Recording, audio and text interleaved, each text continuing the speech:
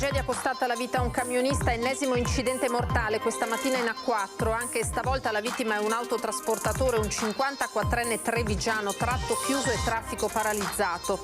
Prima chiusura per protesta della sua storia per il caffè Florian di Venezia. Commercianti ed esercenti in piazza San Marco chiedono al comune più collaborazione. 800 studenti universitari hanno celebrato il raggiungimento della laurea in piazza San Marco a Venezia. Il passo seguente è la ricerca di un lavoro tra aspirazioni e sogni nel cassetto. Gli industriali veneti uniscono le forze per dare vita a un'unica realtà metropolitana per ricostruire quanto danneggiato negli ultimi anni. Presentato il progetto a Mogliano Veneto. Cresce il debito delle famiglie veneziane, preoccupa il rischio usura. Ogni famiglia è indebitata in media per 24.500 euro, circa 2.000 in più rispetto alla media nazionale. I numeri della CGA. Quasi 1.000 gli alloggi ATER in vendita per un piano di 9.150.000 euro dell'ATER di Venezia. Il piano approda domani in Consiglio regionale. In bicicletta da Torino a Venezia per sensibilizzare l'opinione pubblica sul tumore al pancreas. Partenza il 21 maggio, arrivo a Venezia previsto per il 26.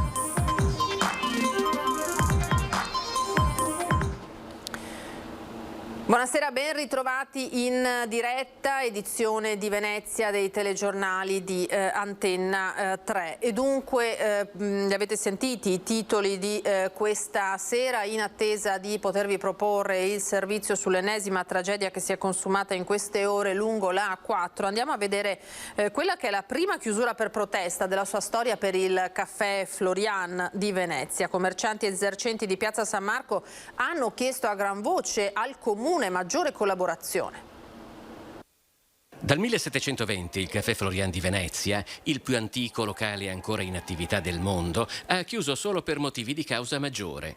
Dopo 302 anni chiude per la prima volta in segno di protesta, perché il palco nel quale si svolgono le cerimonie di consegna di laurea degli studenti di Ca' Foscari sorge praticamente davanti al locale. Eccolo il palcoscenico che ha acceso le polemiche in piazza San Marco, una grossa struttura che servirà non solo per le cerimonie di laurea di circa 800 studenti di Ca' Foscari, ma anche per la cerimonia di solenne giuramento di circa 170 cadetti dell'Accademia Navale Morosini alla presenza del Capo dello Stato Sergio Mattarella, che avverrà sabato. Il problema non è solo la dimensione e l'ubicazione del palco, che generalmente viene montato davanti all'ala napoleonica della piazza, ma anche l'estremo ritardo con cui questo è stato comunicato al locale 3 giorni prima che iniziasse l'allestimento della struttura. E infatti è da qui che è nata la serrata. Rendeteci edotti il prima possibile per far sì che questo tipo di eventi siano il meno invasivi possibile e si riesca insieme a costruire questi eventi nell'interesse di tutto e di tutti. Vicino al Florian, il caffè Aurora ha deciso di rimanere aperto, seppur in piena solidarietà coi colleghi. Le motivazioni del caffè Florian di chiudere sono assolutamente legittime, perché dopo 2 anni di Covid adesso ci fanno i lavori, il palco che di solito era fronte caffè Museo Correr adesso è qui davanti a noi, diciamo che il comune non ci ha aiutato. Nel frattempo, davanti alle vetrine chiuse del Florian, una coppia di amiche si scatta un selfie. Per fatalità siamo venuti apposta, ma è chiuso. Peccato. Sarà per la prossima volta? La prossima volta sì, ci verremo. Nonostante il ritorno dei turisti, diverse serrande delle piazze rimangono chiuse. Troppo forte la crisi degli ultimi anni. E un luogo come il Florian non è solo un locale storico, è un'azienda con quasi un centinaio di dipendenti e un bilancio importante da rispettare. Senz'altro c'è un danno economico in giornate in cui vengono organizzate questo tipo di eventi. E dispiace che appunto vengano dopo 2 anni di pandemia e dopo l'Acqua Grande del 2019, quando sappiamo che, ad esempio, tutti i rimborsi per i danni dell'Acqua Grande sopra i 20.000 euro non sono ancora arrivati. E sempre in piazza San Marco, appunto, sono 800 gli studenti universitari che hanno celebrato il raggiungimento della laurea. Il passo seguente è la ricerca di un lavoro tra aspirazioni e sogni nel cassetto. In che cosa ti sei laureato? Economia aziendale. Da dove vieni? Da Padova. Com'è stata questa cerimonia? Bella, è stata una cerimonia bella, particolare e emozionante. Adesso hai già le idee chiare su che cosa fare? Sì, voglio fare la magistrale. Accanto a questo giovane di Padova, altri 800 studenti universitari di Ca' Foscari, provenienti da mezza Italia, hanno celebrato il traguardo della laurea in piazza San Marco. Per alcuni si tratta di un traguardo intermedio che apre le porte ad un nuovo corso di studi, per altri invece è il primo passo verso l'ingresso nel mondo del lavoro, un ambito in cui convergono ambizioni e speranze. Cosa ti sei laureata? Commercio estero e turismo. È stata dura, Sì, pesante, ma alla fine le soddisfazioni arrivano, quindi bello. Adesso quali sono le prospettive lavorative? Prima altri 2 anni di magistrale, poi pensiamo al lavoro come export manager. In che cosa si è laureato? Lingue, civiltà e scienze del linguaggio, spagnolo e portoghese. Che mestiere vuole fare domani? Probabilmente professore. In cosa vi siete laureate? Lingua cinese. Esatto, lingua cinese. È difficile? Abbastanza. È stato difficile. Adesso che mestiere farete? Cosa volete fare? A me piacerebbe lavorare in un'azienda e fare da interprete, comunque da tramite tra le 2 aziende.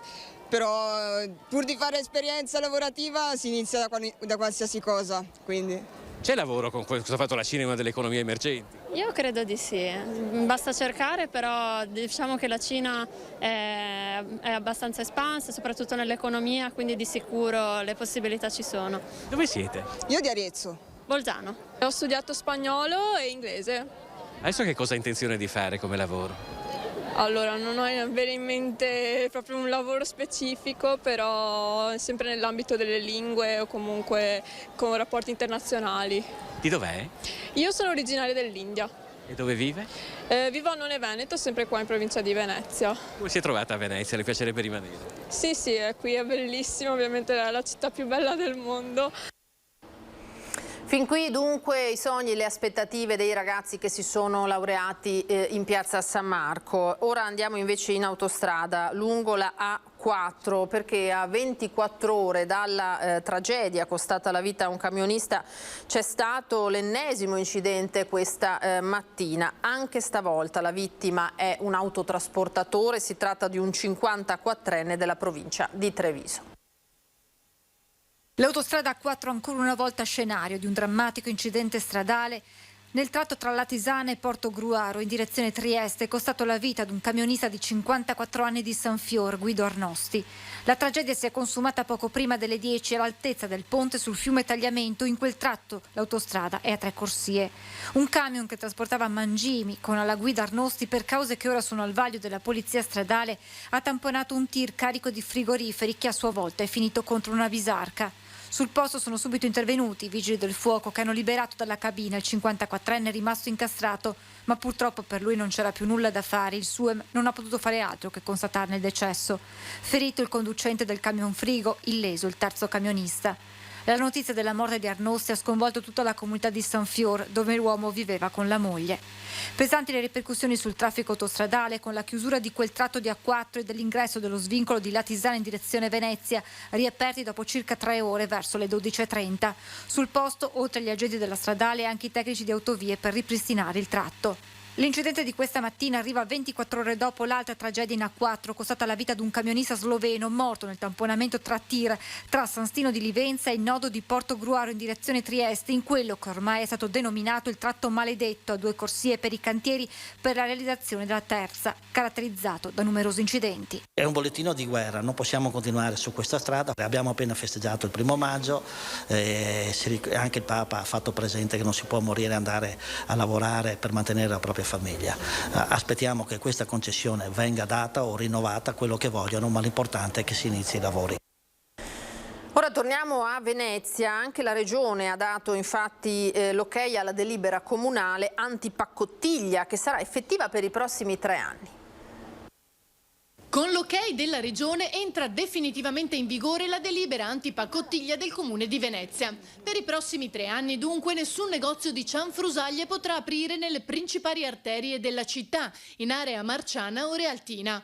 Un periodo di sperimentazione in cui saranno quindi arginate le aperture di locali a somministrazione automatica e di negozi dall'oggettistica di dubbio valore. La definizione del progetto portato avanti dall'assessore comunale al commercio Costalonga è arrivata dopo un anno di lavoro che si è concretizzato con quanto approvato dal Consiglio regionale. L'iniziativa aveva riscosso il plauso del Consiglio comunale che all'unanimità aveva votato l'approvazione lo scorso 26 aprile. Da quel momento è bastata una settimana per ottenere anche l'ok regionale. Il braccio di ferro tra Comune e Paccottiglia continua anche grazie alla divulgazione. Il 12 maggio infatti ci sarà un incontro con Collegio dei Geometri, Confedilizia, Federazione Italiana Agenti Immobiliari, Ordine dei Commercialisti per spiegare la delibera. L'obiettivo è quello di evitare che si inneschino difficoltà tra i vari operatori, ma anche un modo per rendere le norme più note. Bene prenotare per recarsi a Venezia, ma non deve passare l'idea di una città chiusa. A dirlo è il presidente di Federalberghi Veneto, Massimiliano Schiavon. Dobbiamo fare molta attenzione a come comunichiamo l'idea di una Venezia a prenotazione. Il presidente di Federalberghi Veneto condivide l'idea del comune di prenotare per venire a Venezia, per valorizzare un turismo di qualità rispetto a quello mordi e fuggi e rendere più vivibile la città per i residenti. Ma evidenzia come la cosa vada messa in atto senza far passare il messaggio sbagliato, altrimenti potrebbe avere un effetto boomerang. Credo che sia giusto preservare un po' i flussi in ingresso su Venezia nel modo tale da riuscire a elevare anche il livello qualitativo di chi poi deve usufruire degli servizi veneziani, parlo dei musei. Quindi per fare questo abbiamo bisogno probabilmente di regolamentare un po'. Quello che non deve passare è una comunicazione di una città chiusa. Venezia non vuole chiudersi, non si chiuderà mai, ma sta lavorando probabilmente per cercare di ottimizzare anche l'accessibilità a una città che non può ovviamente, sebbene sia molto ambita, però riuscire a ospitare in una giornata il mondo intero che vuole usufruire dei suoi servizi e che poi non riesce a farlo perché sono congestionati. Quindi su questo abbiamo una grande responsabilità. Credo che il tema però che debba passare è si lavora per una città certamente aperta, ma sicuramente più fruibile e qualitativamente migliore. Cambiamo tema, gli industriali veneti si uniscono per dare vita a un'unica realtà metropolitana per ricostruire quanto danneggiato negli ultimi anni, un progetto che è stato presentato a Mogliano Veneto. I consigli generali di Assindustria Veneto Centro e Confindustria Venezia Area Metropolitana di Venezia e Rovigo si sono riuniti a Mogliano per esaminare e dare il via libera al progetto di aggregazione fra le due associazioni e al piano industriale che lo accompagna, delineando gli elementi statuari, economici e organizzativi. Un progetto che vede l'integrazione di una grande area metropolitana costituita da 4 territori: Padova, Treviso, Rovigo, Venezia. Dal punto di vista della rappresentanza, circa più di 4.500 associati, oltre 200.000 lavoratori rappresentati, significa in concreto la capacità di rendere un'area metropolitana attrattiva da una parte e aggregante dall'altra.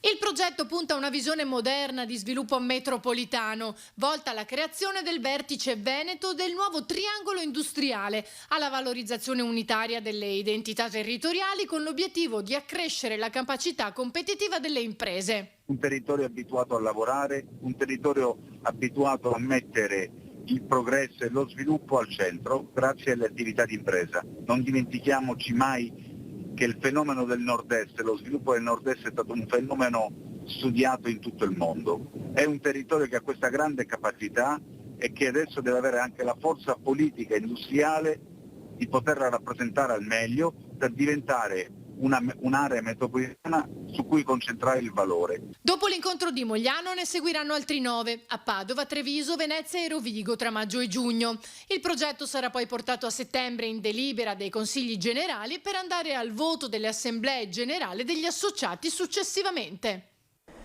Crisi e inflazione ora, perché cresce il debito delle famiglie veneziane, preoccupa il rischio usura secondo i dati della CGA.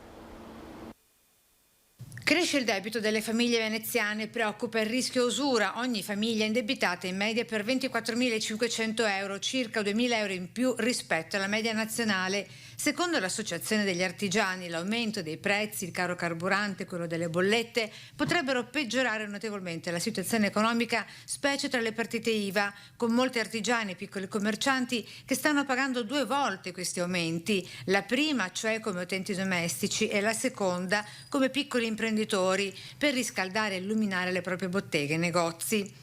Situazione che per molte attività non è più economicamente sostenibile. Rincari che, stando alla CGA, vedono peggiorare la condizione ovviamente dei nuclei più poveri. I dati dell'Istat dicono infatti che le crisi che si sono succedute dal 2008 in poi hanno aumentato il numero delle famiglie in difficoltà economica, incrementando infatti il divario tra poveri e ricchi.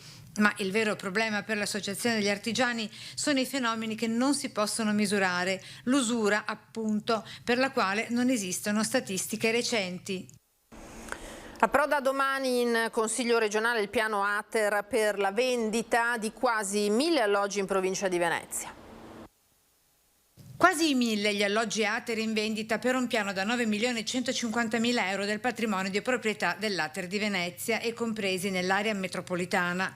Piano che si attendeva da tempo e di cui nelle prossime ore se ne discuterà in seconda commissione permanente consiliare del Veneto. ATER, secondo il piano che ha presentato in Consiglio regionale, stima di questi 983 alloggi di venderne 100 nel prossimo quinquennio, di cui 20 attualmente sfitti e 80 ad attuali assegnatari. Il prezzo con cui vengono immessi sul mercato è di una media di 50.000 euro per quelli già assegnati e di 55.000 euro per quelli che vanno venduti ad asta pubblica. Vendita che secondo ATER vedrebbe un introito superiore ai 5 milioni di euro da utilizzare per recuperare 305 alloggi da riassegnare nell'area metropolitana. Quindi 305 alloggi recuperati, 200 provincia, 105 Venezia, 3 milioni per quelli della provincia per restauri e 2 milioni e 100 per quelli di Venezia. Numeri e cifre che raccontano però anche di forti contraccolpi tra alloggi sfitti e bandi di riassegnazione, così dalle opposizioni in Consiglio regionale. Il secondo dato appreso pochi giorni fa, circa il 23% del patrimonio di ATER Venezia è un patrimonio sfitto. Dai dati in nostro possesso 2.478 alloggi sfitti su 10.703.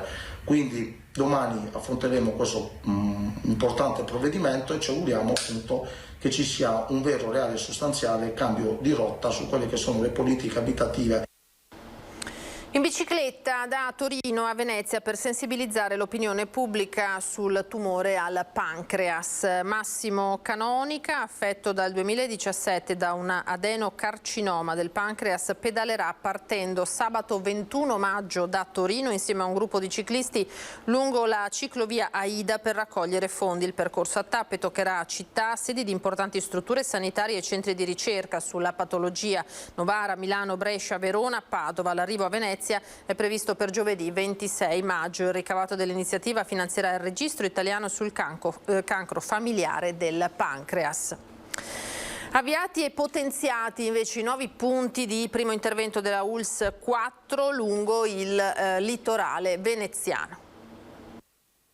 Avviati in questi giorni punti di primo intervento di medicina turistica Caorle e Cavallino Treporti, strutture di emergenza e urgenza che rappresentano un punto di riferimento dell'attività medico-sanitaria estiva a supporto sia dei residenti che dei turisti, con quest'ultimi che già occupano in gran numero campeggi e strutture. Il PPI, che affronta tutti quei casi con i codici di importanza minore, è passato da H12 ad H24, quindi siamo assolutamente soddisfatti di questo elemento, soprattutto in un periodo in cui la viabilità è più difficile rispetto al periodo invernale. Punti di primo intervento che in entrambe le località sono stati potenziati e che ora risultano essere attivi 24 ore su 24. Risponderà a un duplice obiettivo, innanzitutto dal punto di vista turistico, perché evidentemente il cittadino europeo, dopo i 2 anni passati di pandemia, ha senza ombra di dubbio desiderio di sapere che nel luogo in cui andrà in vacanza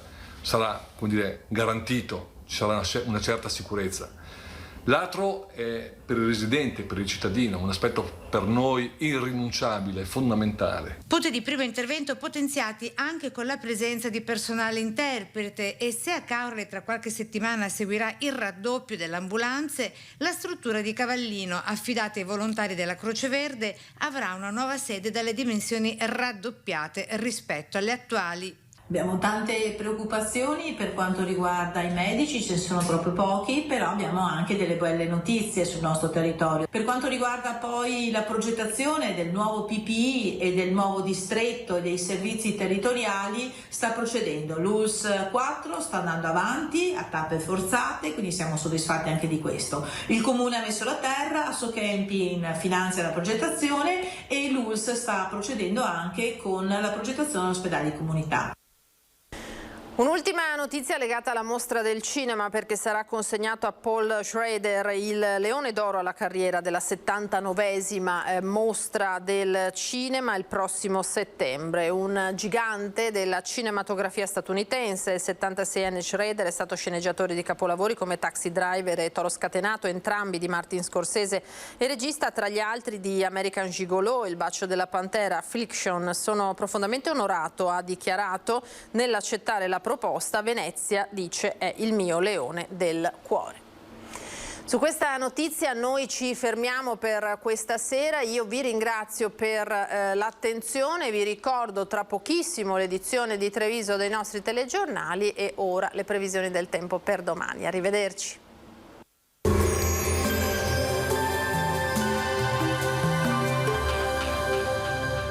Siamo aperti! Chef Alberto vi aspetta con la bontà dei suoi piatti e la sicurezza dei nostri locali. Locanda Pontestella al Borgo, a Casale sul Sile. Benvenuti al Meteo. Arriva una perturbazione atlantica, dunque nella giornata di giovedì 5 maggio dovremo aspettarci una locale instabilità. Vediamo insieme il dettaglio. Sul Veneto ampio soleggiamento in giornata, dal pomeriggio però nubi in aumento e in prossimità delle zone montane si attiverà una spiccata variabilità con frequenti acquazzoni possibili inoltre sulle aree pedemontane e sulle pianure più occidentali. In estensione anche al resto della nostra regione entro sera. Temperature stazionarie minime tra 8 e 13 gradi, massime comprese invece tra i 18 e i 23 gradi all'incirca.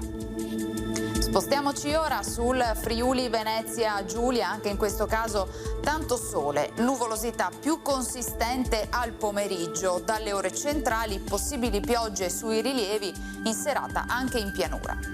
Temperature minime sugli 8-14 gradi, massime sui 20-23 gradi. Infine diamo uno sguardo alla situazione del Trentino Alto Adige. Al mattino sarà più soleggiato, ma come vediamo al pomeriggio avremo nubi in aumento con deboli precipitazioni a carattere sparso. Temperature minime intorno ai 10 gradi, massime sui 22 gradi all'incirca. Dal meteo di Antenna 3 per ora è tutto, arrivederci al prossimo aggiornamento.